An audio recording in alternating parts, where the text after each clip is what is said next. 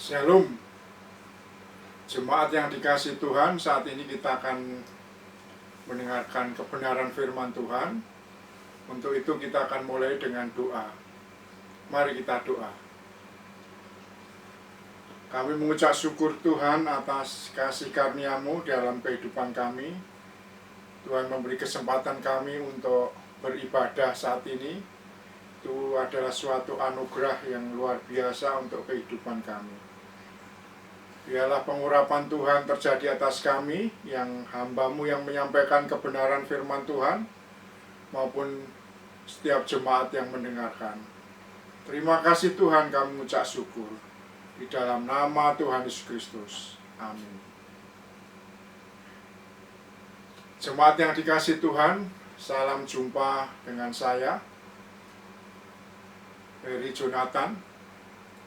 Saat ini kita akan membahas topik yang sangat menarik, yaitu bagaimana Allah bekerja dan berbicara kepada kita. Firman Tuhan terambil dari Roma 8 ayat 28 sampai 30. Demikian firman Tuhan.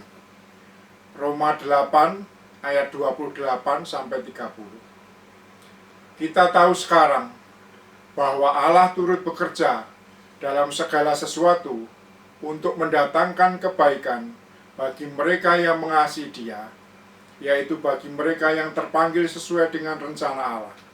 Sebab semua orang yang telah dipilihnya dari semula, mereka juga ditentukannya dari semula untuk menjadi serupa dengan gambaran anaknya, supaya ia, anaknya itu, menjadi yang sulung di antara banyak saudara.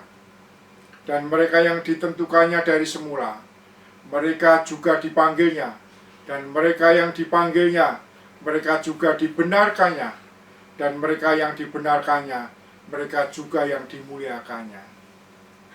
Amin.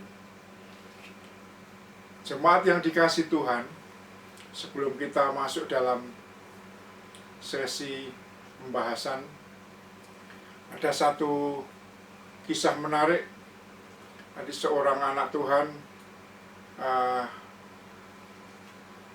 menyaksikan pengalaman buruknya di dalam kehidupannya. Ya, dia anak seorang majelis gereja. Ya, bapaknya sudah melayani bertahun-tahun sampai akhirnya diangkat sebagai gembala. Ya, si anak ini beranjak dewasa, akhirnya dia menjadi karyawan suatu perusahaan, dan dia punya usaha juga sampingan, yaitu punya usaha penyewaan komputer. Ya. Tapi entah kenapa ada sekian puluh komputernya itu tiba-tiba dirampok orang. Ya. Nah, dia mengeluh kepada rekan hamba Tuhan, kurangnya apa? Kami ini sudah melayani orang tua kami lahir pun sudah melayani, tapi masih itu nilai dari kerugian itu ditaksir 30 juta lebih waktu itu. Ya. Ini kisah yang menarik. Nanti kita akan masuk kenapa hal ini bisa terjadi. Ya. Kita masuk pada bagian pendahuluan dahulu, ya, untuk sebelum ke situ. Allah menciptakan alam semesta ini hari pertama sampai hari kelima, ya, dan menciptakan manusia pada hari ke-6. Tapi pada hari yang ke-7 Allah berhenti dan menguduskan hari yang ke-7 yang disebut hari Sabat. Ini penting untuk kita ketahui. Ya. Sebelum manusia Adam dan Hawa itu jatuh di dalam dosa, manusia pertama ini sangat berkarib dan intim dengan Tuhan. Sejak manusia jatuh ke dalam dosa, manusia dikutuk, diusir dari Taman Firdaus, kehilangan kemuliaan Allah, mengalami kematian, wanita melahirkan dengan kesakitan, mengolah lahan, bekerja harus dengan berpeluh, dan seterusnya. Ya. Allah memberi perintah hukum Taurat, 10 hukum Taurat, melalui Nabi Musa, untuk menjaga hidup tertib dan taat pada aturan Tuhan. Ya, ini bisa kita baca di dalam Keluaran pasal 10 ayat 1 sampai 17. Allah juga menetapkan dan mengangkat para nabi, imam besar, imam untuk memimpin dan membimbing umatnya. Ya.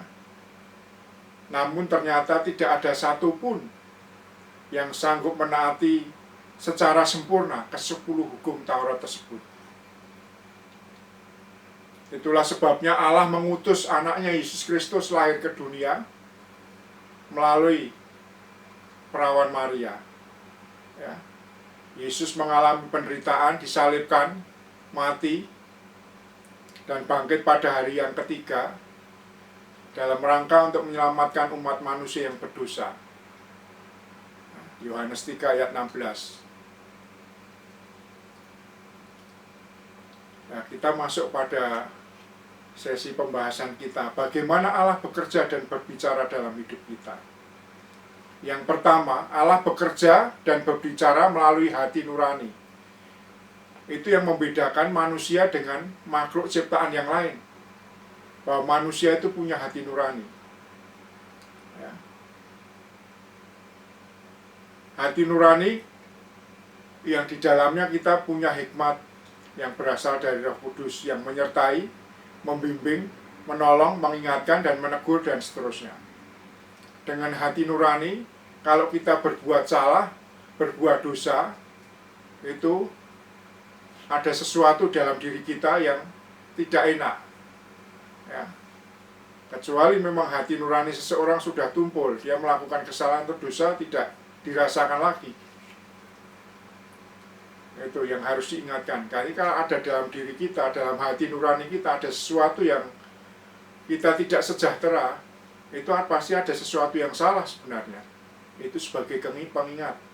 Hati nurani itu ketika kita sudah dipimpin, hidup kita dipimpin Tuhan, kalau kita melakukan kesalahan atau dosa, Tuhan mengingatkan kita melalui hati nurani. Yang kedua, Allah bekerja dan berbicara melalui firman-Nya. 2 Timotius 3 ayat 16.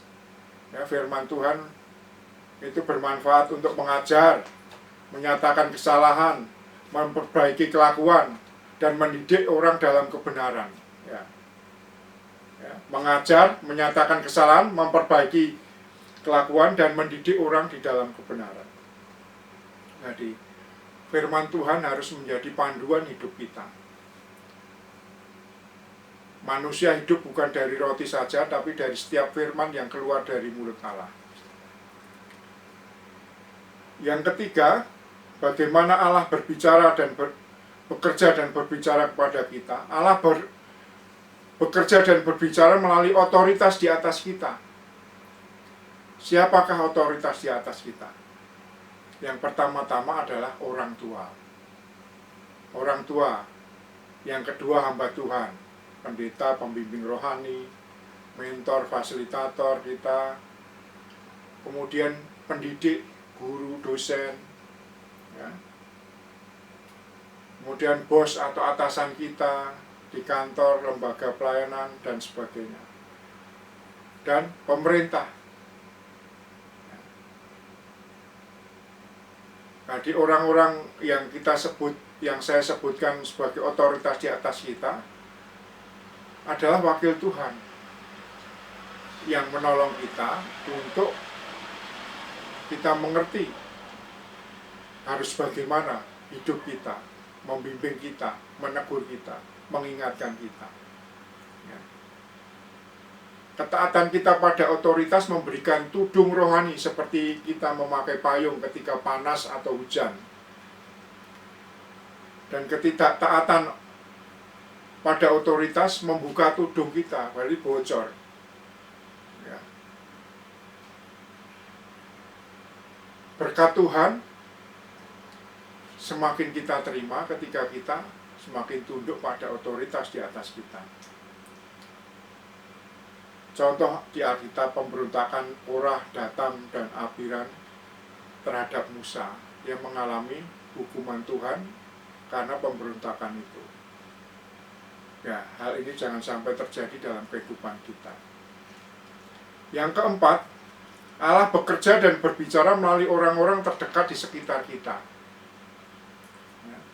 Suami, istri, anak, orang tua, mertua, keluarga, rekan sekerja, teman dekat, ya, teman komunitas, teman WA group, IG, dan sebagainya. Tuhan bisa berbicara melalui orang-orang terdekat kita untuk mengingatkan kita, untuk menegur kita, supaya kita hidup di jalan yang benar, supaya kita hidup lebih mengenal Tuhan. Ya, kita bersyukur kalau ada orang lain yang menegur kita karena kita melakukan kesalahan atau melakukan dosa. Kita tidak boleh tersinggung ketika orang lain mengingatkan kita. Ya. Yang kelima, Allah bekerja dan berbicara melalui peristiwa-peristiwa, baik yang menyenangkan maupun yang menyedihkan. Tuhan izinkan di masa pandemi COVID-19 saat ini, orang banyak mengalami kesulitan ekonomi, pekerjaan, orang kena PHK, kena perampingan, gajinya dipotong sampai 50%, ya, mengalami krisis keuangan, dan sebagainya. Ya, contoh di Alkitab konkret itu, Yusuf yang mengalami penderitaan yang luar biasa. Ya, saudara-saudaranya pun dia membencinya, sehingga akhirnya dijual ke saudagar Mesir, dijadikan budak, akhirnya dibawa ke Mesir, akhirnya dipenjara. Penderitaan dia alami, tapi itu dipakai Tuhan sebagai sarana, sebagai cara untuk mempromosikan Yusuf menjadi penguasa kedua, raja muda di Mesir. Ini luar biasa. Jadi saya ulangi, bagaimana Allah bekerja dan berbicara dalam hidup kita. Yang pertama, Allah bekerja dan berbicara melalui hati nurani kita dengan hikmat dan dari Roh Kudus. Yang kedua, Allah bekerja dan berbicara melalui firman-Nya. Yang ketiga, Allah bekerja dan berbicara melalui otoritas di atas kita. Yang keempat, Allah bekerja dan berbicara melalui orang-orang terdekat di sekitar kita. Dan yang kelima, Allah bekerja dan berbicara melalui peristiwa-peristiwa, baik yang menyenangkan maupun yang menyedihkan. Sebagai kesimpulan, dari sharing firman Tuhan ini, Allah bekerja dalam hidup setiap orang dengan cara yang unik, yang khusus, dengan pola yang berbeda-beda setiap orang. Allah bisa berbicara kepada kita melalui berbagai cara, dengan tujuan untuk mempertajam pendengaran kita, kepekaan terhadap suaranya. Allah bekerja dan berbicara kepada kita melalui berbagai cara sebagai bukti bahwa Allah sangat mengasihi kita. Untuk itu bersyukurlah senantiasa untuk kasih karunia-Nya yang luar biasa. Allah bekerja dan siap menolong kita sejalan dengan penyerahan dan iman kita kepadanya. Belas kasihan-Nya dan kedaulatan Allah yang berlaku atas kehidupan setiap anak-anak-Nya yang dikasihi-Nya. Demikian sharing firman Tuhan, yang ini menjadi panduan hidup kita untuk menjadi lebih baik di hadapan Tuhan. Salam, Tuhan memberkati. Mari kita berdoa. Terima kasih Tuhan atas kebenaran-Mu, sharing kebenaran firman Tuhan yang singkat, sederhana. Biarlah ini Roh Kudus-Mu bekerja melalui anak-anak Tuhan yang mendengarkan kebenaran firman Tuhan ini. Terima kasih Tuhan. Kami berdoa untuk jemaat-jemaat yang mengalami pergumulan, yang mengalami kesulitan ekonomi, masalah pekerjaan, dan sebagainya. Tuhan jamah satu persatu tanpa kecuali. Terima kasih Tuhan. Di dalam nama Tuhan Yesus Kristus kami berdoa. Kami mengucap syukur. Amin.